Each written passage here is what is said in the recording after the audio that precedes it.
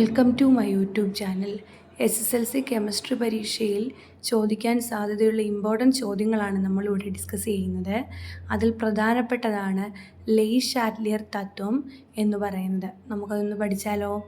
സന്തുലിതാവസ്ഥയിലുള്ള ഒരു വ്യൂഹത്തിൽ ഗാഢത, മർദ്ദം, താപനില എന്നിവയിൽ ഏതെങ്കിലും ഒന്നിന് മാറ്റം വരുത്തിയാൽ, ഏതൊക്കെയാണ്? സന്തുലനാവസ്ഥയിലുള്ളൊരു വ്യൂഹത്തിൽ ഗാഢത, മർദ്ദം, താപനില എന്നിവയിൽ ഏതെങ്കിലും ഒന്നിന് മാറ്റം വരുത്തിയാൽ വ്യൂഹം ഈ മാറ്റം മൂലമുണ്ടാകുന്ന ഫലം ഇല്ലായ്മ ചെയ്യത്തക്ക വിധം ഒരു പുനഃക്രമീകരണം നടത്തി പുതിയ സന്തുലനാവസ്ഥയിലെത്തുന്നു. ഇതാണ് ലെയ്-ഷാറ്റ്ലിയർ തത്വം.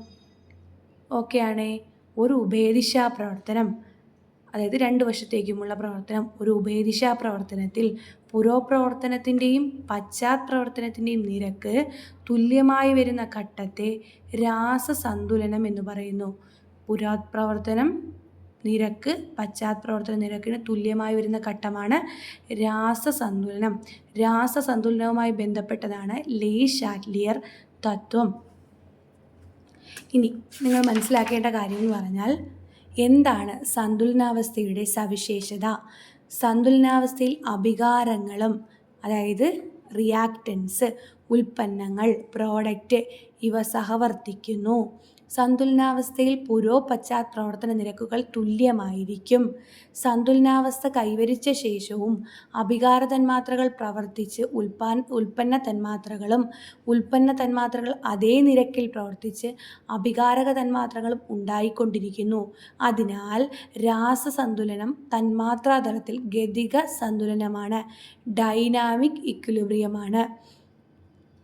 ഒരു വ്യൂഹത്തിലേക്ക് പുതുതായി ഒന്നും ചേർക്കാതിരിക്കുകയും അതിൽ നിന്ന് ഒന്നും നീക്കം ചെയ്യാതിരിക്കുകയും ചെയ്താൽ അത്തരം വ്യൂഹമാണ് സംവൃത വ്യൂഹം അഥവാ ക്ലോസ്ഡ് സിസ്റ്റം. സംവൃത വ്യൂഹത്തിൽ മാത്രമേ സന്തുലനാവസ്ഥ സാധ്യമാകൂ. അപ്പോൾ എന്താണ്? ലെയ്-ഷാറ്റ്ലിയർ പ്രിൻസിപ്പിൾ പഠിച്ചു, അതുപോലെ തന്നെ സന്തുലനാവസ്ഥയുടെ സവിശേഷതയും പഠിച്ചു.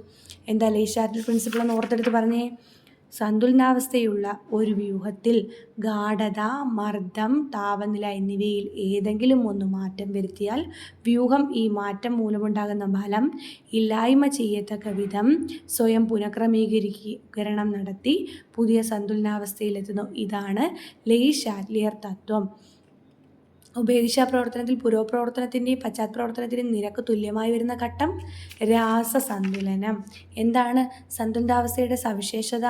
സന്തുലിതാവസ്ഥയിൽ അഭികാരങ്ങളും ഉൽപ്പന്നങ്ങളും സഹവർത്തിക്കുന്നു. സന്തുലനാവസ്ഥയിൽ പശ്ചാത്പ്രവർത്തന നിരക്കുകൾ തുല്യമായിരിക്കും. സന്തുലനാവസ്ഥ കൈവരിച്ച ശേഷം അഭികാരക തന്മാത്രകൾ പ്രവർത്തിച്ച് ഉൽപ്പന്ന തന്മാത്രകൾ അതേ നിരക്കിൽ പ്രവർത്തിച്ച് അഭികാരക തന്മാത്രകളും ഉണ്ടായിക്കൊണ്ടിരിക്കുന്നു. അതിനാൽ രാസസന്തുലനം ഗതിക സന്തുലനമാണ്. ഒരു വ്യൂഹത്തിലേക്ക് പുതുതായി ഒന്നും ചേർക്കാതിരിക്കുകയും അതിൽ നിന്ന് ഒന്നും നീക്കം ചെയ്യാതിരിക്കുകയും ചെയ്താൽ അത്തരം വ്യൂഹമാണ് സംവൃത വ്യൂഹം. ഓക്കെ, ഇത്ര കാര്യങ്ങളാണ് നിങ്ങളവിടെ എഴുതേണ്ടത്. Thank you.